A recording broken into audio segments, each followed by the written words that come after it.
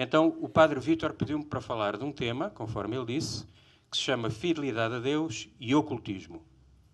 E porquê este título? Tem realmente tudo a ver com a questão da fidelidade. E para vocês perceberem, eu leio-vos do Catecismo da Igreja Católica. Aqui está. Aqui. Que tem a ver com o primeiro dos 10 mandamentos. E o primeiro mandamento diz assim: amarás o Senhor teu Deus com todo o teu coração, com toda a tua alma e com todas as tuas forças. E depois, relacionado com isto, também do Catecismo, portanto, o que eu estou a ler aqui está no Catecismo da Igreja Católica. Há uma leitura do livro do Êxodo que diz: eu sou o Senhor teu Deus, que te tirei da terra do Egito, dessa casa da escravidão. Não terás outros deuses perante mim. Não farás de ti nenhuma imagem esculpida, nem figura que exista lá no alto do céu, ou cá embaixo na terra, ou nas águas debaixo da terra. Não te prostrarás diante delas, nem lhes prestarás culto. E depois também, em Mateus 4:10, está escrito: ao Senhor teu Deus adorarás, e só a Ele prestarás culto. Relativamente à adoração, o próprio Catecismo diz: adorar a Deus é reconhecer com respeito e submissão absoluta o nada da criatura. Portanto, reconhecer que eu não sou nada perante o meu Criador. Que só por Deus existe. Adorar a Deus é, como Maria no Magnificat, louvá-lo, exaltá-lo e humilhar-se, confessando com gratidão que Ele fez grandes coisas e que o seu nome é santo. A adoração do Deus único liberta o homem de se fechar sobre si próprio, da escravidão do pecado e da idolatria do mundo. Mais à frente, no mesmo documento, diz: não terás outros deuses perante mim, conforme já foi dito. Fala na superstição, na idolatria. E mais abaixo diz: a idolatria não diz respeito apenas aos falsos cultos do paganismo.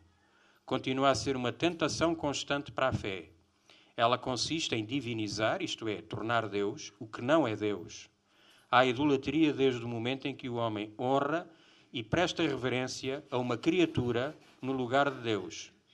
Quer se trate de deuses ou de demónios, por exemplo, o satanismo.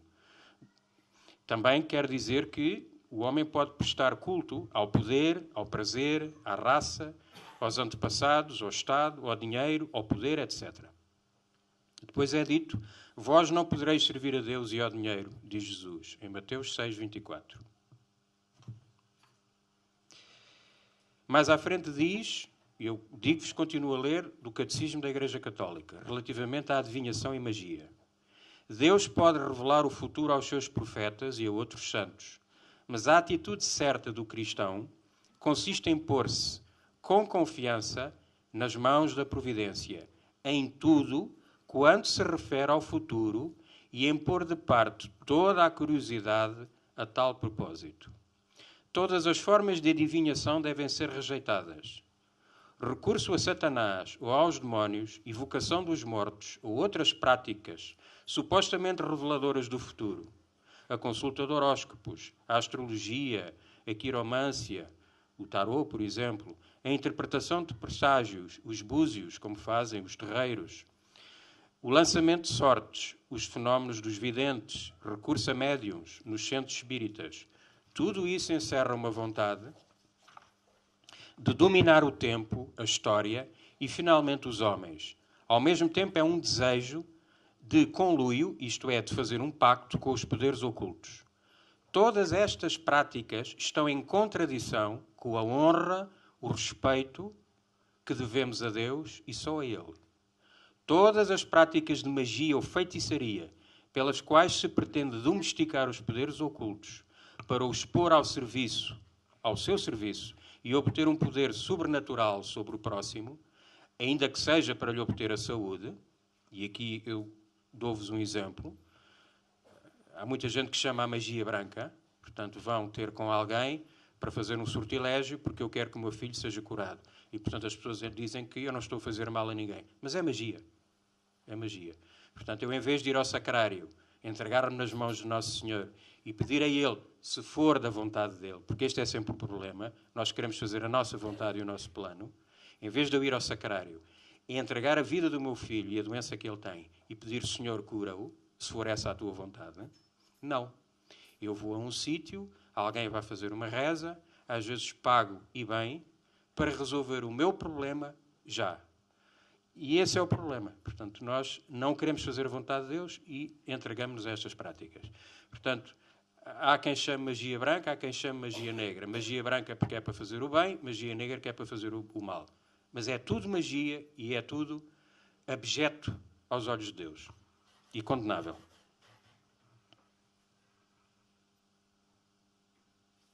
Portanto, diz ainda, são gravemente contrários à virtude da religião.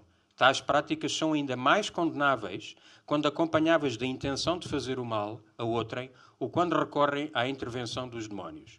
E aqui eu dou-vos mais um exemplo.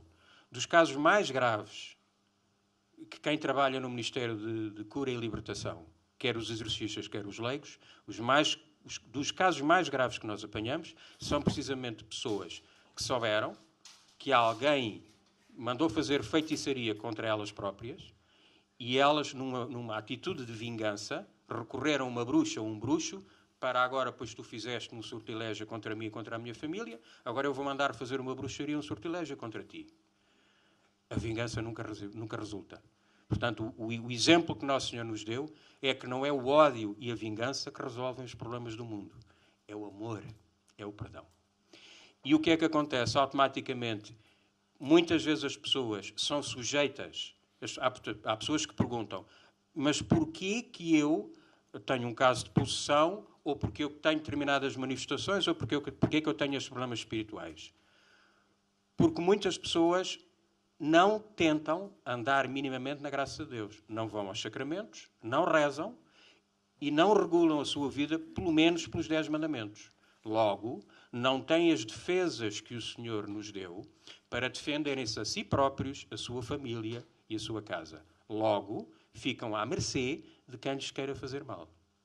Pior ainda, não estando eu protegido, quando eu me apercebo que me fizeram um mal desses, pior ainda, quando eu vou recorrer ao inimigo, às práticas ocultas, para fazer mal a alguém e para me vingar, automaticamente eu faço um pacto com Satanás. Porque isto é muito simples. Se eu vou perante o sacrário, eu faço um pacto com Deus. Eu entrego a minha vida nas mãos de Deus.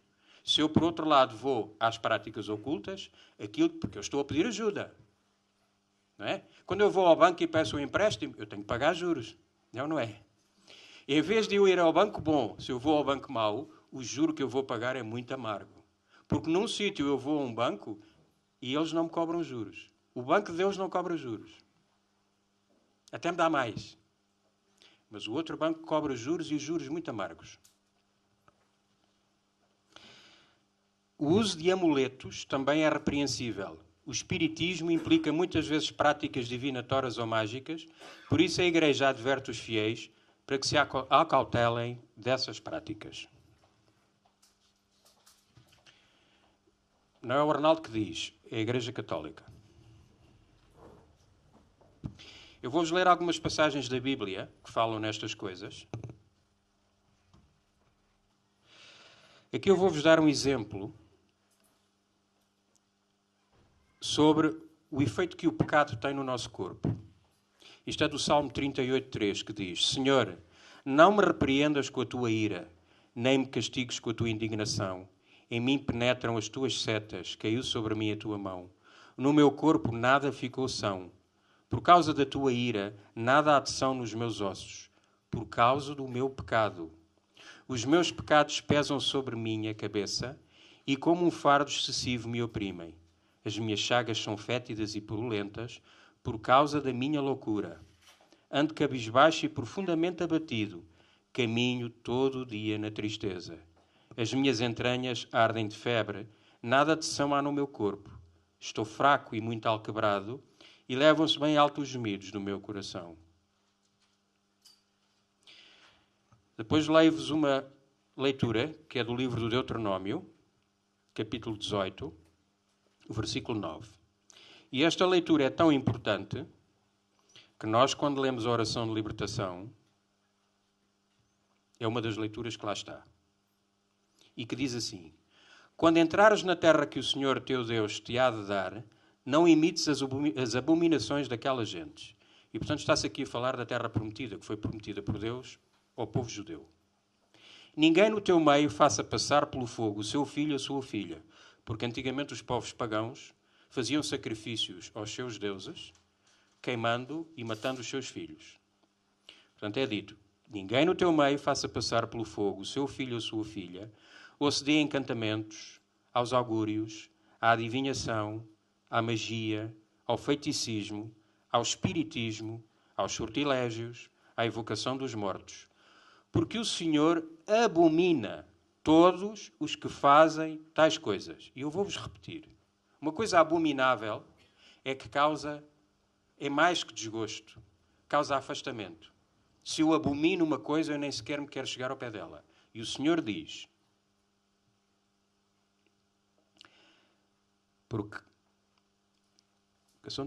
porque o Senhor abomina todos os que fazem tais coisas. Por causa dessas abominações é que o Senhor teu Deus desaloja da tua frente essas gentes. Foi por isso que ele ajudou o povo judeu a que esses povos pagãos fossem afastados da frente deles. E depois diz: entrega-te inteiramente ao Senhor teu Deus. De novo eu vos digo: entrega-te inteiramente ao Senhor teu Deus. Mais à frente, isto já no Novo Testamento, em Gálatas 5:20,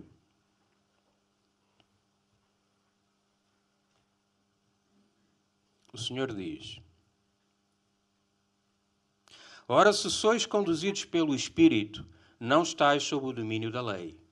Mas as obras da carne estão à vista. E quando se fala em obras da carne, são os pecados, a concupiscência da carne. Fornicação, impureza, devassidão. E depois diz: idolatria, feitiçaria. E depois continua: inimizades, contendas, ciúmes, fúrias, ambições, discórdias, partidarismos, invejas, bebedeiras, orgias e coisas semelhantes a estas. Sobre elas vos previno, como já preveni: os que praticarem tais coisas não herdarão o reino de Deus.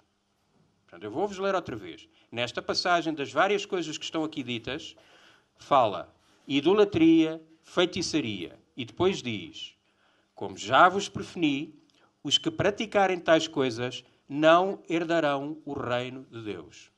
E eu faço a mesma pergunta que fiz ontem: quem é que quer ir para o céu? Eu quero. De certeza. Ora bem, se eu quero ir para o céu, as condições para ir para o céu, isto é um bocadinho como a admissão à faculdade, não é? Se eu quiser entrar numa faculdade, eles têm lá uma série de condições. Portanto, se eu não cumprir as condições, eu não entro. É tão simples como isso. E Deus deu-nos as condições para entrar no céu. Portanto, eu não posso ir contra essas condições. Depois, em João 8, 44...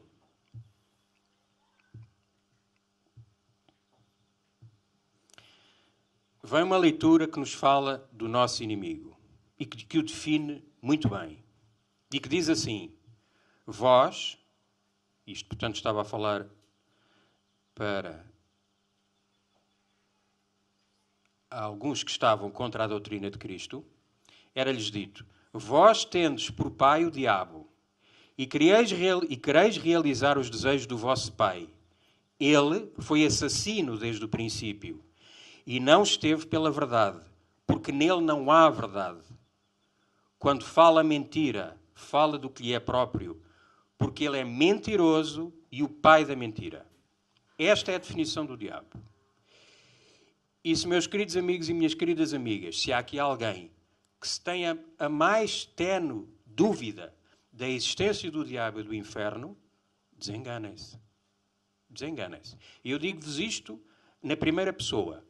Uma das bênçãos que aconteceu na minha caminhada na fé foi precisamente eu começar a ver as manifestações das trevas à minha frente. Obviamente que eu, quando comecei a minha caminhada, lia a Bíblia, lia, por exemplo, os Atos dos Apóstolos e lia frases onde se dizia: naquela tarde, Jesus Cristo curou todos os doentes e expulsou vários demónios. Obviamente que, na minha mente, eu poderia pensar: bom, demónios, aquilo que ele fez foi os medos que a pessoa tinha, os traumas que ela tinha. Aliás, como muita gente hoje nos quer fazer acreditar. Há muita gente hoje, inclusive dentro da nossa igreja, que diz que o diabo não existe e o inferno não existe. O que eles dizem é que isso são causas psicológicas. São doenças psiquiátricas. Não são, meus queridos amigos e minhas queridas amigas. Porque quando nós vemos, por exemplo, aquilo que eu já vi e que já outras pessoas viram, as manifestações de recusa do sagrado, por exemplo, pessoas que assim que se lhe toca com água benta, elas se manifestam, que não conseguem entrar numa igreja, que berram e gritam com gritos que não são deste mundo, que têm a força que não é humana, que falam línguas que não são delas. E eu estou-vos a falar não é de coisas que eu li em livros, eu já vi à minha frente, porque eu lido com isso. O conselho que eu vos dou de amigos é este. Se alguém vos disser, mesmo que seja um sacerdote, que o diabo não existe e que o inferno não existe, tenham cuidado. Para já rezem por essa pessoa. E depois pensem no seguinte: um dia, quando fecharem os vossos olhos e forem perante Deus, olhem que se calhar é verdade. E depois já é tarde demais. E é assim, se nós somos cristãos e católicos e acreditamos, ou acreditamos na Bíblia e naquilo que a Igreja nos diz, ou não. E a Bíblia fala no diabo e nos vários nomes do diabo centenas de vezes. Centenas de vezes. E não é em sentido figurado. Portanto, aquilo que nos espera, depois desta vida aqui, depois da escola da vida que nós temos aqui, são 3 sítios. O inferno, o purgatório ou o céu. É só isto. E não é Deus que nos condena. Somos nós que nos condenamos. Porque Deus deu-nos as regras. Respeita a nossa livre vontade. E, portanto, sou eu que me condeno. Quando eu recuso ser filho de Deus e quando eu recuso ser obediente. E amorosamente obedecer, por amor, àquilo que o meu Paizinho do céu me diz. É tão simples como isto. E vejam que Ele deixou-nos as pistas todas. Todas. Eu dou-vos um exemplo. Eu tenho aqui este folheto, que é da comunidade dos servos.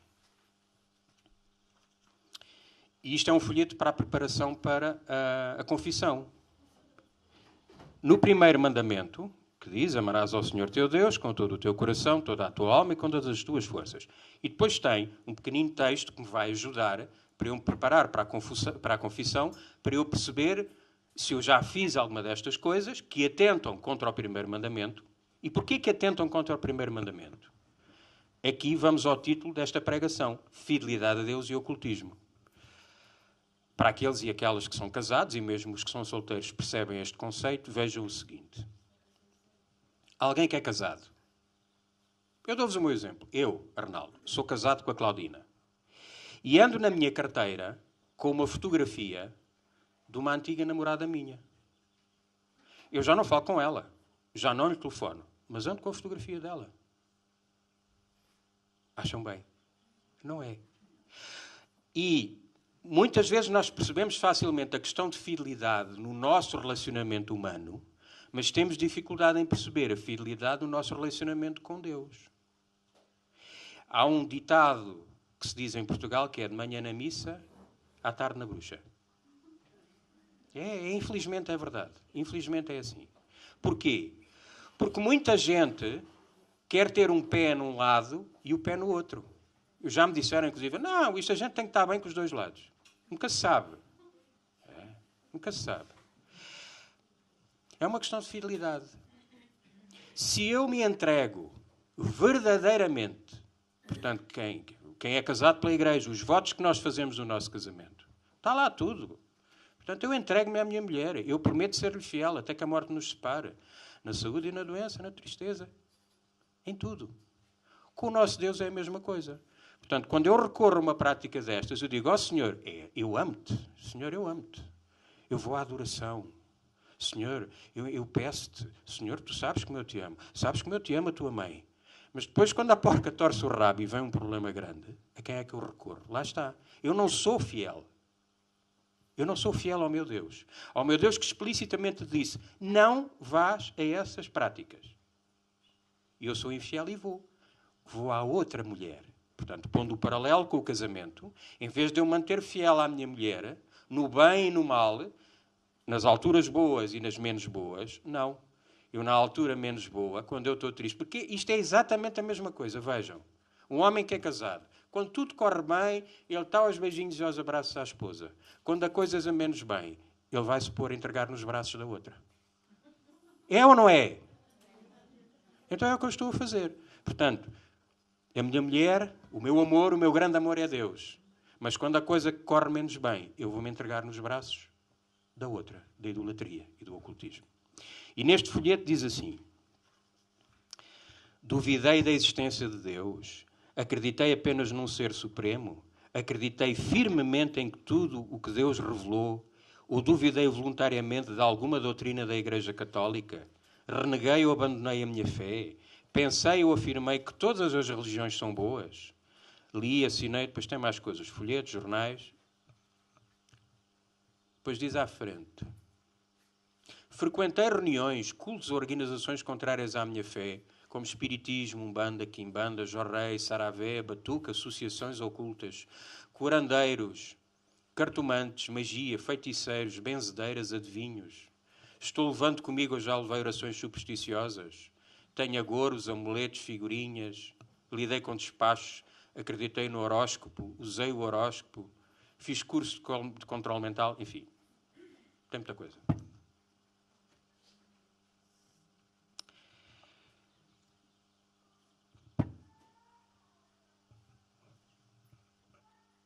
Um dos grandes enganos, e eu tenho visto isso também, que o diabo nos faz é quando nos morre alguém.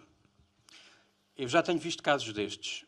Alguém que não está em paz com a partida do filho, do marido, do pai, do avô, e tem uma curiosidade muito grande em saber se a pessoa está bem. Queria falar com ela.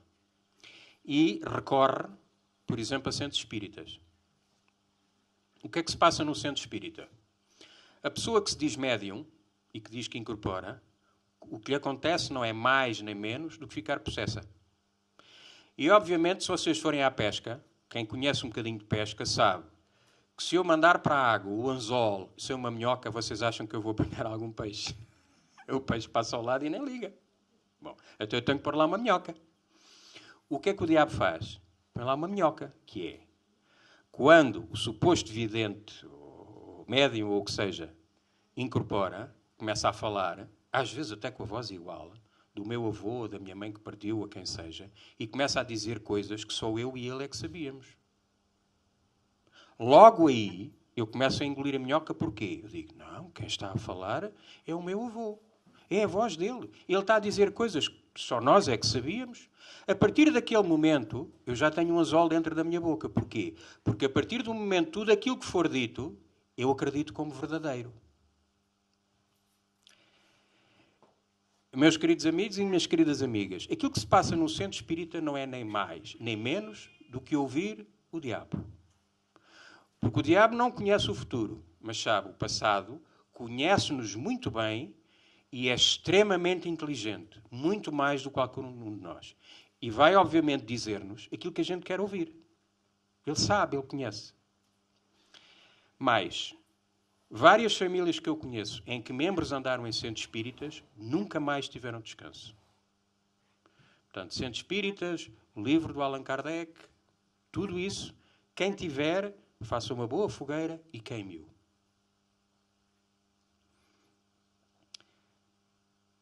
Isso, daquilo que eu falei até aqui, se alguém alguma vez teve em alguma prática destas, arrependa-se e confesse.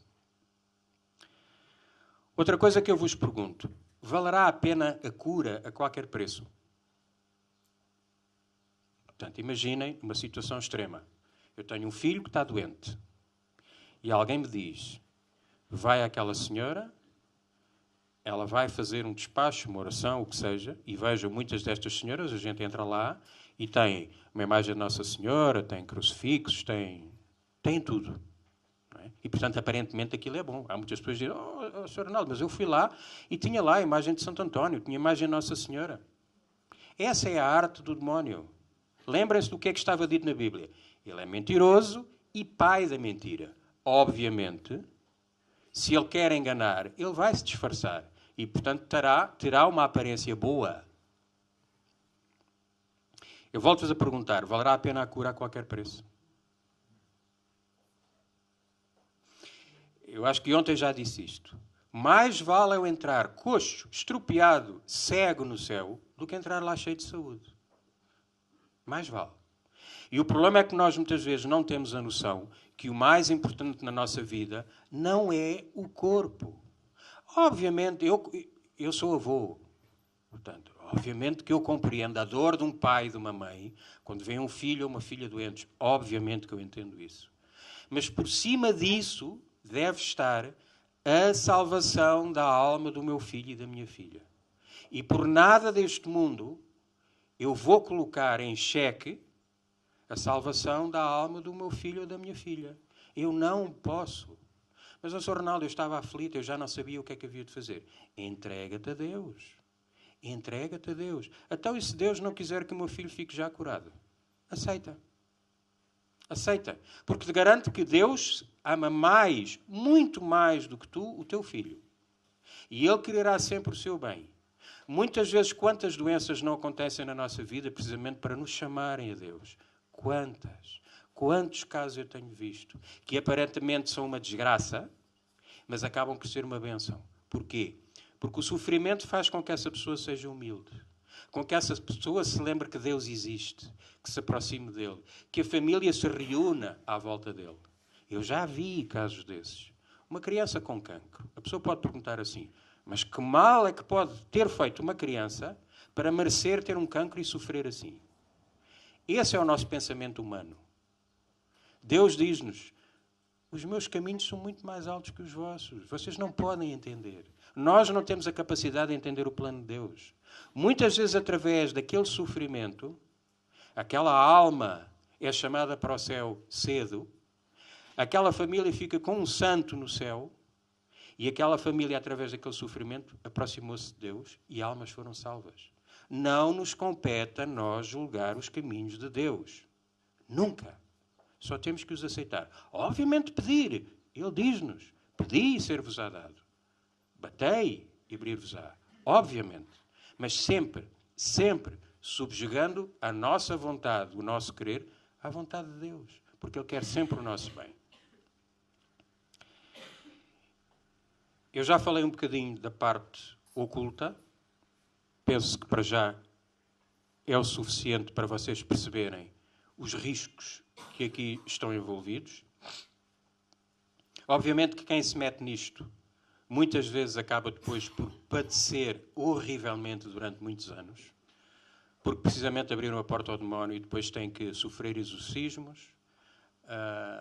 E é muito difícil para essas pessoas. E uma coisa que eu vos peço, se alguma vez virem alguém com alguma manifestação, alguma coisa dessas, não julguem, meus queridos amigos e minhas queridas amigas. Porque, obviamente, nós não sabemos o que levou aquela pessoa a fazer isso. Muitas delas por ignorância, por desconhecimento. Outras por desespero. E, além disso, todos nós já fizemos erros. A gente pode não ter feito esses erros, mas já fizemos outros.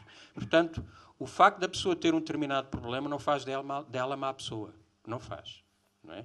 Portanto, o que nós devemos ter é carinho, amor, caridade para essa pessoa e rezar por ela, para que o Senhor a liberte.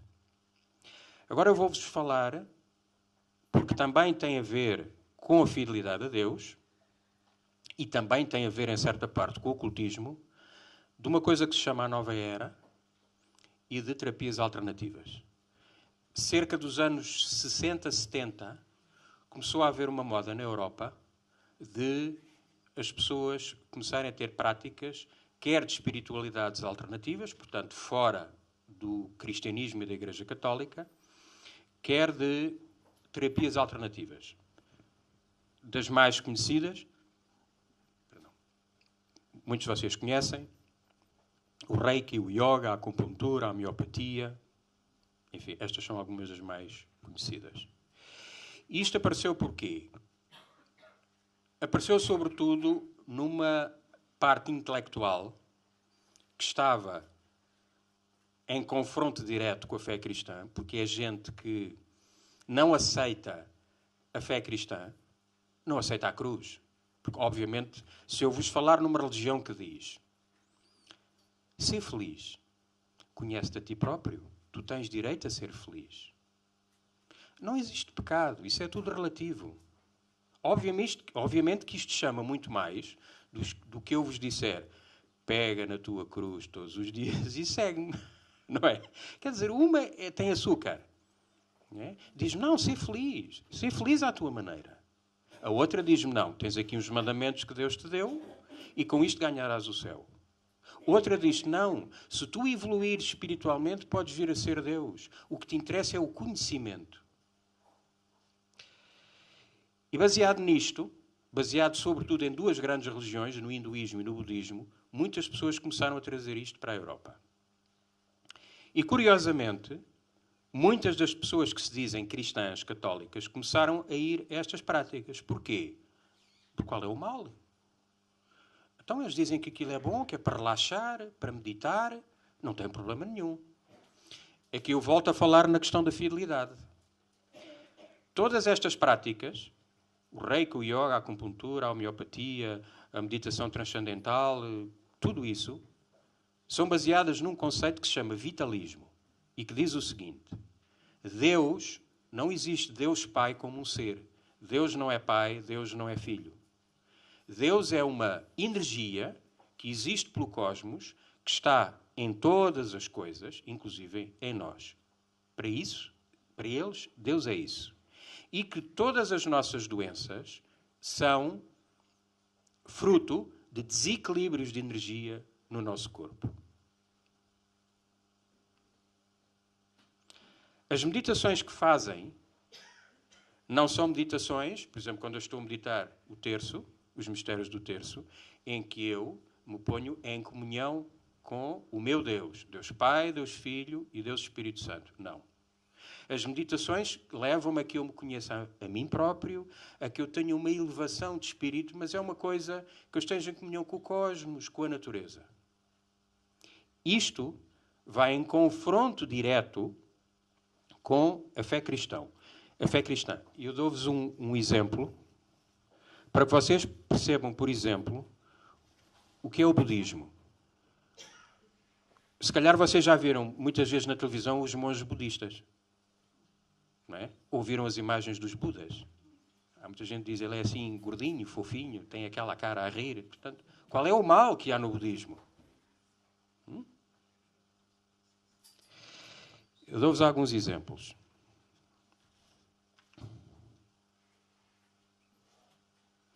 A realidade é indescritível e um Deus com atributos não é a realidade final. Um Deus com atributos. Um atributo é uma coisa que eu tenho. Portanto, nós chamamos a Deus Pai. É o atributo do nosso Deus. Ele é Pai. Aqui diz que não. Portanto, não há um Deus com atributos. Mas o Buda, um ser humano, tornou-se totalmente iluminado. E o propósito da vida é atingido através da iluminação, através do conhecimento. Quem é que fala assim? Satanás. Não é outro. Porque diz aqui que o Buda, o ser humano, tornou-se totalmente iluminado e o propósito da vida é atingido pela iluminação. Isto não é o que a fé cristã diz. Porque o propósito da minha vida é salvar a minha alma. Não é eu ser iluminado, ter cada vez mais conhecimento. Esse estado de consciência, o nirvana, a extinção das limitações do ego, é atingível na Terra. Todos os homens e todas as outras formas de vida contém a potencialidade de iluminação. É por isto que muitas vezes nós vemos muita gente falar na ecologia e que quer defender os cães e os gatos e os seres conforme nós. Portanto, eles, por exemplo, defendem. Eu não posso, se eu destruir um ovo de avestruz, posso ser preso. Mas se eu fizer um aborto, não. Ainda me pagam para isso. Percebem a diferença?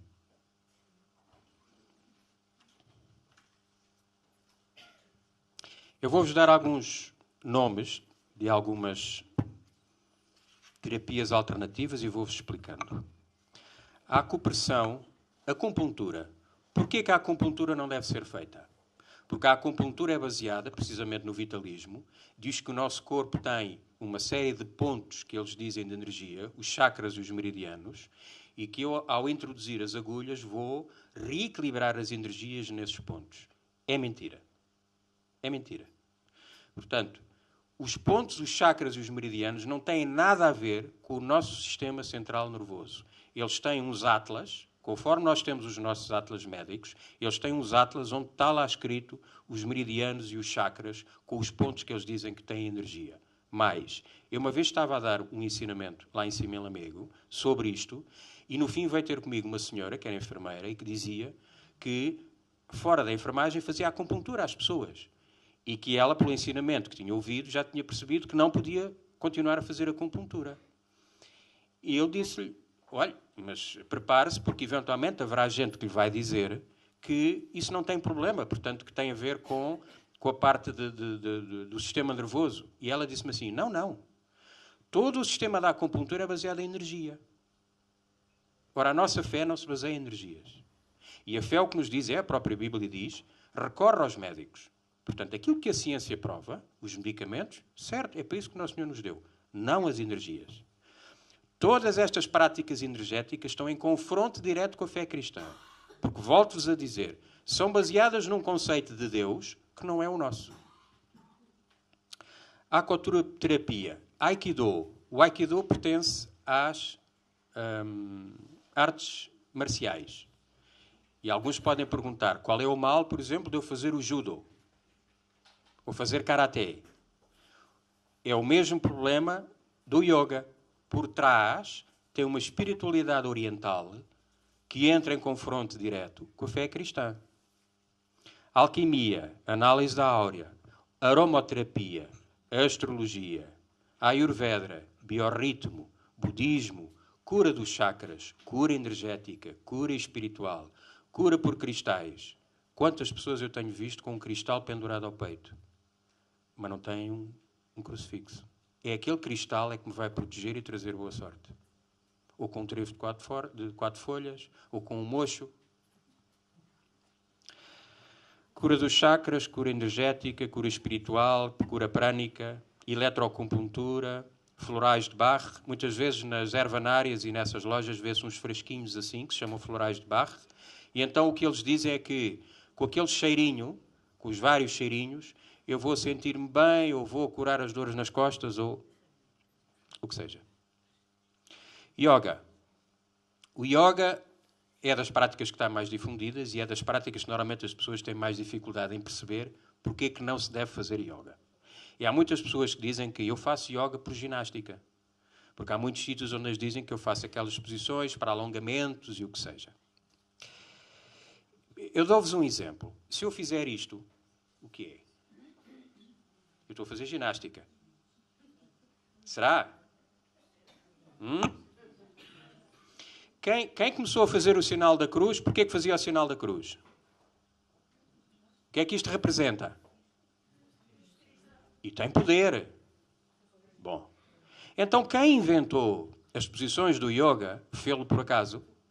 Não fez. Tudo o que está no yoga, as posições, os mantras, as frases que repetem, têm um significado espiritual. Por trás, têm uma base espiritual, que são baseadas no hinduísmo, no budismo e no vitalismo, conforme eu já expliquei, entram em confronto direto com a fé cristã, porque são baseadas num Deus que não é o nosso, num conceito de Deus que não é o nosso. Ora, as pessoas continuam a dizer assim, Sr. Arnaldo, mas qual é o problema? Eu não acredito naquilo. E eu digo-lhes, então, se tu não acreditas em Satanás. Então põe lá uma estátua de Satanás em tua casa. Volta à questão da fidelidade. Porquê? Porquê? Eu volto-vos a dizer outra vez. Quando eu andava com a fotografia da antiga namorada na carteira. É uma questão de fidelidade. Se eu sou fiel ao meu Deus, porquê que eu vou fazer uma prática que eu sei que é baseada numa espiritualidade que está em perfeito desacordo com a minha fé? Não vou. Eu posso fazer tanta coisa. Se eu quero fazer ginástica, eu tenho a ginástica tradicional, que não tem mal nenhum. Tenho tanta coisa que posso fazer. Porquê que eu vou prevaricar? Porquê que eu vou fazer isso? Portanto, o conselho que eu vos dou, não façam. Não façam. Aliás, mais, nós, no Ministério de Cura e Libertação, muitas vezes vemos pessoas que andaram anos a fazer yoga e que depois têm graves problemas espirituais. Para já afastaram-se da igreja. E têm graves problemas espirituais só por causa disso. Iridologia, tratar doenças através da íris. Massagens. Cuidado com as massagens. Cuidado com as massagens. Uma massagem por uma fisioterapeuta, uma massagem normal, obviamente que é muito boa. O problema é que, quando forem às clínicas de fisioterapia, perguntem: olha, a menina faz yoga. A menina faz reiki. Porque muitas vezes, nessas clínicas de fisioterapia, os massagistas começam por fazer as práticas normais de massagem, mas depois começam a tirar um cursozinho de reiki, um cursozinho de shiatsu, e depois vão pondo essas práticas. Automaticamente já estão fora. Porque não estão a fazer uma prática clínica. Estão a pôr também uma questão espiritual. Porquê? Porque estão a fazer invocação e estão a querer, por através da energia, corrigir os problemas. E eu dou-vos um exemplo relativamente à questão do oculto e à questão da energia. Se eu tocar a campainha da vossa porta, o que é que vocês fazem? Abrem logo a porta? Não. Eu, pelo menos, não faço. Ou olham lá pelo óculo, ou perguntam quem é. Pronto. Quando eu vou às práticas ocultas, obviamente, o que é que eu fiz no início antes de falar? Invoquei o Espírito Santo. Quem é que eu chamei a esta sala? O Espírito Santo, o Espírito de Deus. Portanto, eu sei quem é que eu estou a chamar. Eu sei a quem é que eu estou a abrir a porta. É ou não é? Quando eu vou a uma prática destas, é a mesma coisa que se tocarem à porta, eu abro a porta sem perguntar quem é. Quem é que me entra para casa dentro? Pode ser o meu melhor amigo ou alguém para me assaltar. Porque estas práticas, porque precisamente são ocultas, e eu não sei de onde é que vem essa energia, pode entrar tudo. E garanto-vos que entra. Nomeadamente, por exemplo, outra prática, o Reiki, que está muito difundida, e que inclusive hoje é feita nos hospitais. É das piores coisas que podem ser feitas. O Reiki é uma prática que faz invocação de demónios. Porque aquilo que o mestre Reiki faz é invoca as potências e as energias do cosmos e os mestres ascensos, e depois com essa energia quer canalizá-la para o paciente. E volto-vos a dizer, eu não estou a chamar o Espírito Santo, estou a chamar as energias do cosmos. Estou a abrir a porta, quem é que lá vem? E há casos, inclusive, de pessoas que ficaram possessas, em que depois elas se manifestam e dizem, eu sou o espírito do Reiki. Está claro? Musicoterapia, música New Age. Às vezes há aqueles CDs que têm aquelas musiquinhas com a água a correr e... É. Só que também lá está a minhoca. Sabem porquê? Porque aquilo tem sons subliminares. Por exemplo, no yoga, o som mais conhecido que se faz é Om, e aqueles sons assim. E depois tem, que se chamam mantras, têm sons e determinadas frases lá por trás, e que a gente está a ouvir aquela musicazinha todos descontraídos, e está a levar com aquilo tudo em cima. Portanto, se os tiverem, destruam. Esqueçam. Querem relaxar? Olha, ouçam o canto gregoriano, que é tão bom. Música sacra, que é tão bom. Outra coisa, rabdomância ou vedor. Se calhar alguns de vocês lembram, se calhar os mais antigos lembram-se. Havia uns senhores que usavam uma forquilha para ver onde é que havia água. Andavam nos terrenos. Isso é uma prática oculta. Pois, é. É uma prática de adivinhação. Porque é assim, se fosse a vara que mostrasse onde é que está a água, eu ia ali ao supermercado, tinha lá um saco de plástico todo bonito com o preço, com uma vara, eu pegava na vara e ia ver onde é que estava a água. É ou não é? Hã? Portanto, se alguma coisa acontece, é porque aquela pessoa que ali está acredita que há um poder que vai fazer com que a vara se dobre para lhe dizer onde é que há água. É adivinhação, é uma prática de adivinhação. E agora eu vou ser mauzinho com vocês. Quem é que já fez com a agulha e com a linha para ver se era menino ou menina, quantos filhos é que tinha? Então eu vou perguntar ao contrário. Quem é que não fez? Que é melhor. Quem é que não fez? Hã? Pronto. Então agora ouçam lá. Ouçam lá. É uma prática oculta porquê? Porque é o mesmo que usar o pêndulo. É uma prática de adivinhação. E a pessoa pode dizer assim, mas eu não fiz isso mal, eu fiz isso na brincadeira. Mas cuidado com as brincadeiras. Cuidado, ouçam, agora ouçam. Não se dispersem. Ouçam. Porque é assim, eu volto outra vez à questão da fidelidade. Ou eu sou fiel ou não sou fiel. Eu estou a fazer uma prática de adivinhação. E, portanto, eu li-vos várias leituras onde o Senhor condena a adivinhação. E isto é uma prática de adivinhação. Mesmo que seja na brincadeira. Mesmo que seja inocentemente. Eu estou-me a expor a um perigo. Portanto, acho que já vos dei alguns temas para vocês depois irem à confissão. Depois um bocadinho. Pilatos. O Pilatos é preciso ter cuidado. Porquê? Porque muitas vezes no Pilatos depois integram outro tipo de coisas que não são nem dança nem ginástica. Portanto, o meu conselho é tenham muito cuidado. Eu diria que nestas coisas, por exemplo, nestas terapias, praticamente tudo o que acaba em ia é a forma mais simples. Há uma que se chama osteopatia. A osteopatia o que faz é a manipulação do nosso esqueleto. Qual é o risco? Muitas das pessoas, os osteopatas, muitos deles, também fazem outras práticas. E, por exemplo, quando fazem a manipulação do crânio, em que eles manipulam o crânio, há pessoas, por exemplo, que têm desvios de coluna, andam assim. Não é? E eles fazem, através de esticar os membros e da manipulação, eles conseguem corrigir isso. Mas depois, quando estão a fazer a manipulação do crânio, começam a fazer invocações. Já estragaram tudo. Portanto, o melhor que vocês têm a fazer é façam as perguntas. Perguntem à pessoa que está a fazer, olha, você faz reiki, faz yoga, faz alguma coisa. Se a pessoa disser, não, eu não acredito em nada disso, nem quero nada a ter a ver com isso. Encantado da vida. Só que há outros que dizem. E, portanto, vocês aí digam, parou, não façam mais. Outra coisa que eu vos aconselho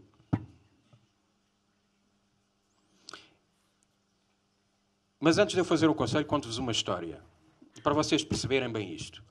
Há dois amigos e há um dos amigos que se queixa ao outro que a vida não lhe corre bem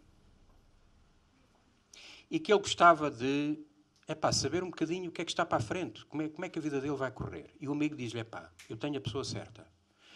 Há uma mulher onde eu vou, eu desde que lá vou, ela tem acertado em tudo. Ela diz que aquilo é tiro e queda. Tudo aquilo, ela para já disse a minha vida toda passada. E tudo aquilo que ela tem dito, olha, vai-te acontecer isto, vai-te acontecer aquilo, tem acontecido tudo. Vai lá comigo. E o amigo que não acreditava muito nestas coisas, era um bocado cético, mas foi. Eles chegam lá e o amigo diz, tu vais ver, ela é espetacular, ela vai-te dizer tudo. Ela sabe, Bate lá à porta. Ele bate à porta e ouve-se lá dentro. Quem é? E diz ele, já começamos mal. Porque se ela verdadeiramente soubesse o futuro, sabia quem era, não perguntava quem é. É ou não é? Estão a ver o engano? Estão a ver como é que nós somos enganados? Ela agora é que percebeu. Ela agora é que percebeu. Portanto, é assim, meus queridos amigos. Obviamente que isto são assuntos que não são, enfim, muito alegres a gente falar. Levantam muitas questões, mas eu digo-vos isto com muito amor no meu coração. Acreditem que isto que eu vos digo é para o vosso bem. Não é para vos vexar. Não é... Eu sei que muitas vezes nós temos ideias que temos... Aliás, muitos de nós, às vezes, praticamos isto há vários anos. Temos muita dificuldade em entender o porquê, mas por carga d'água que eu não posso fazer isto. Vejam sempre isto como uma questão de fidelidade. Se nós somos cristãos, católicos, se amamos o nosso Deus, eu por nada quero desagradar ao meu querido Jesus. Nada, nada. Portanto, eu não vou correr o risco. Eu tenho tanta coisa boa que posso fazer na minha vida. Eu não quero desagradar ao meu Jesus. Portanto, eu vou renunciar a isso tudo. E dou-vos dois conselhos. Analisem bem a vossa vida lá para trás. Peçam ao Espírito Santo que vos ilumine, porque às vezes há coisas que a gente fez que a gente não se lembra. Se pedirem ao Espírito Santo, Ele ajuda. Escrevam. Na próxima confissão, confessem. E se o sacerdote vos disser, porque infelizmente há sacerdotes que dizem, por exemplo, que a acupuntura é boa, que o yoga é boa, e eles dizem até eu faço. Se houver um sacerdote que vos diga isso, não vale a pena vocês irem contra. Digam apenas, está bem, Senhor Padre, mas eu quero confessar. E rezem por esse sacerdote. Depois façam um ato de renúncia. E porquê que eu falo em renúncia? Porque muitas vezes nestes casos acontece isto. Eu já percebi que a Igreja condena, já percebi que tenho que confessar porque é pecado, mas no meu coração eu continuo a acreditar que para certos casos aquilo funciona. Ora bem, eu tenho que renunciar, eu tenho que dizer do fundo do meu coração, eu não quero nada a ver com isto. Eu renuncio.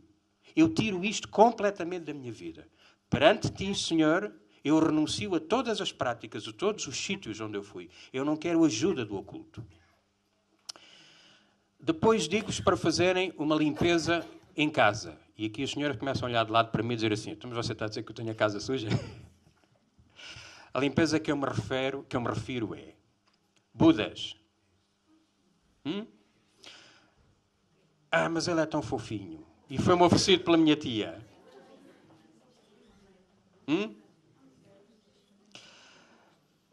É assim, um cristão não pode nem deve ter uma estátua de Buda em casa. Eu já vos expliquei o que é o budismo.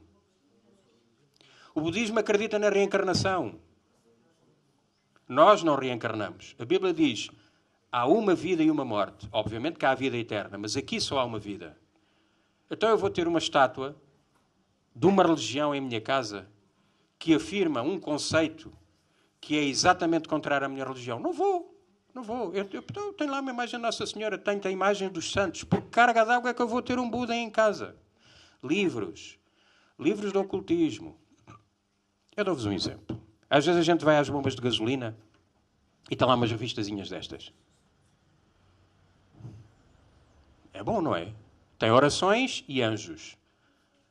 Tem peça uma graça à Nossa Senhora de Fátima. E depois tem uma imagem da Nossa Senhora de Fátima. Deve ser bom. Não é? Acho que sim. E depois eu abro e tem aqui uns anjinhos. A hierarquia dos anjos. Aqui já começa a andar assim. Aos santos anjos. Depois ensina-me a rezar o terço. Epá, isto é bom. Uma oração ao Pai. Ah, mas depois tem o Dr. Sousa Martins.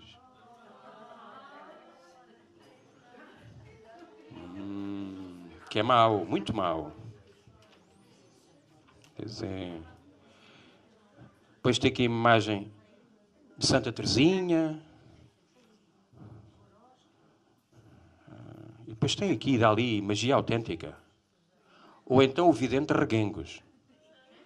Vocês estão a perceber o engano? Estão a perceber o engano? Estão a perceber como é que isto funciona? Percebem? Aparentemente eu olhava para isto. Isto seria tudo bom. É a tal minhoca. Não é? Portanto, vejam em vossa casa. Às vezes em fases da nossa vida nós compramos livros. E vejam, eu estou a falar disto porque eu fui criado nisto. Os meus pais durante muitos anos estiveram na Nova Era. Eu nasci, fui criado a ler livros de tudo e mais alguma coisa. Portanto, eu sei disso. Vão à cave, ao sótão, às gavetas e vão buscar todos os livros. Peçam ao Espírito Santo que vos ilumine. Se não souberem, peçam a alguém dentro da igreja que vos ilumine. Peçam ao Padre Vítor que ele diz-vos, olha, este livro é bom. Eu devo ler ou não? Amuletos, trevos de 4 folhas. E aí eu peço às senhoras a bijuteria. Ai, mas a senhora, aquele colar e aquele pendente, eles são tão bonitos. Pois, mas se calhar tem lá aquele olhozinho do mal olhado. Aquele branco com a pinta preta ou azul no meio. Não é? Ou a mão de Fátima. Sabem o que é a mão de Fátima? É assim uma mãozinha virada para baixo.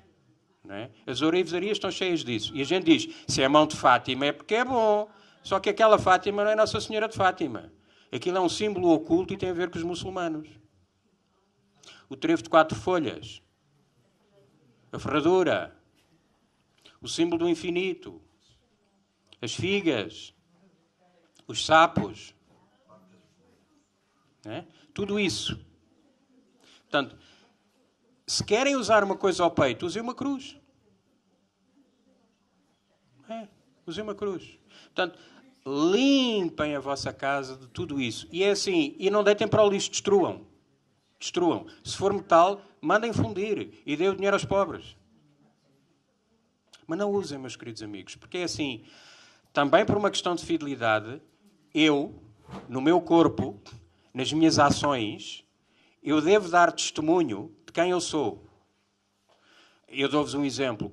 Da maneira como a mulher se veste, ela pode ser uma mulher santa. Mas, obviamente, se uma mulher se veste de maneira pouco decente, que testemunho é que ela está a dar? Não está a dar testemunho.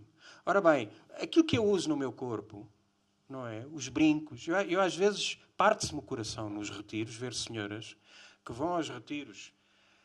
Eu vejo-as nos retiros todos. Não me levem a mal. Eu digo-vos isto a sério, com amor. Não me levem a mal.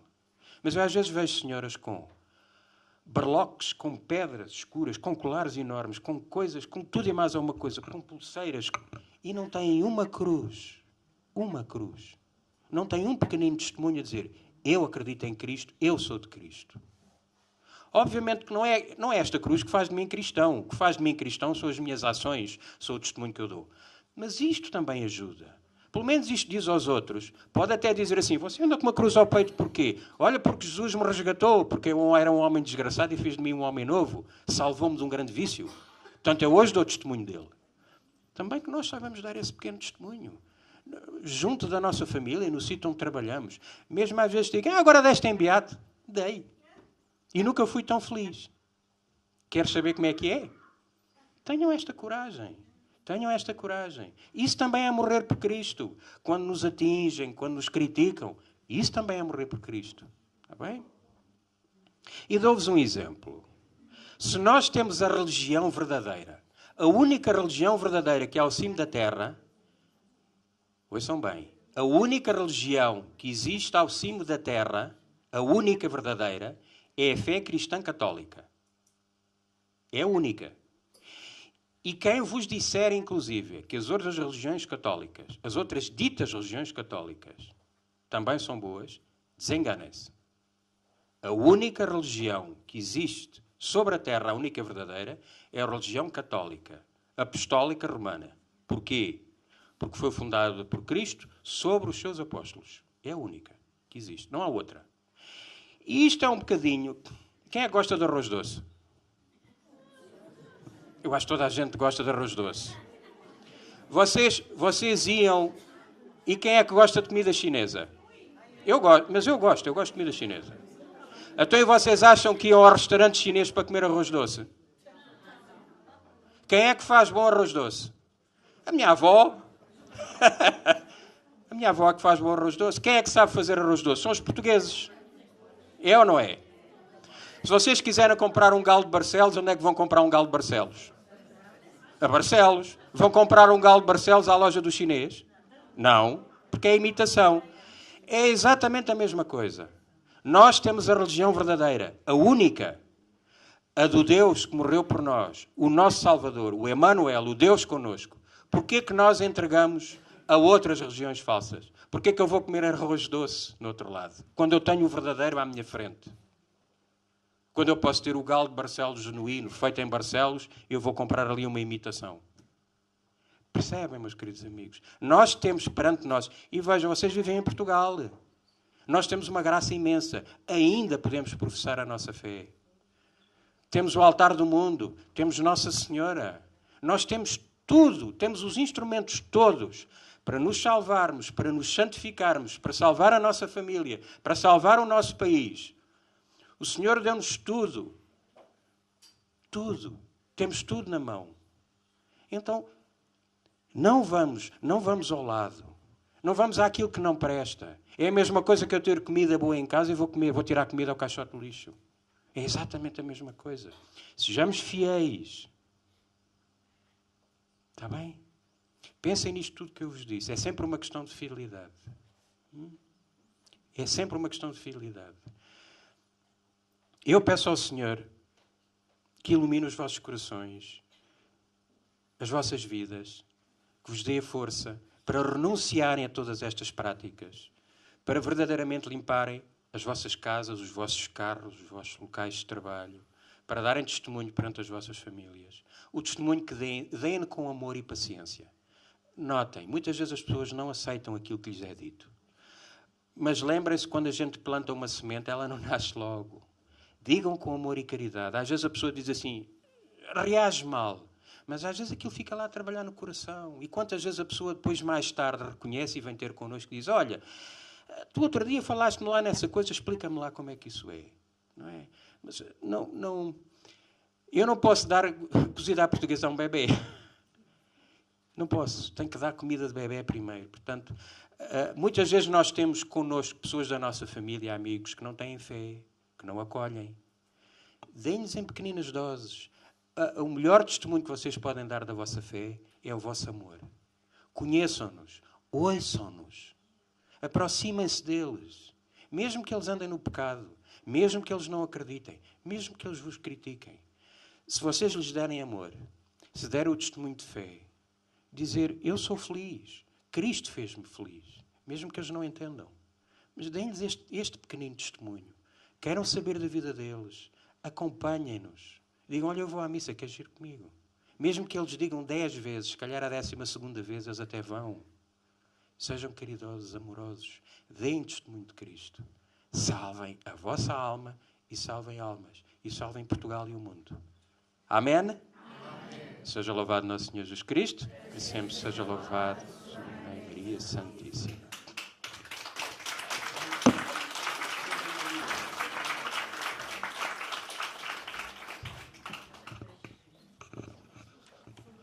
Então, obrigado, Arnaldo. Para concluir, queria chamar a atenção de duas coisas. Por exemplo, a gente não sabe, mas o Sousa Martins praticava o espiritismo. Era espírita no Hospital da Guarda, onde a gente vai pedir promessas, reza e levam velas, mas ele era espírita, não é? Podia ter feito obras, boas obras, não sei, mas é espírita, portanto invocava aos mortos para pedir ajuda.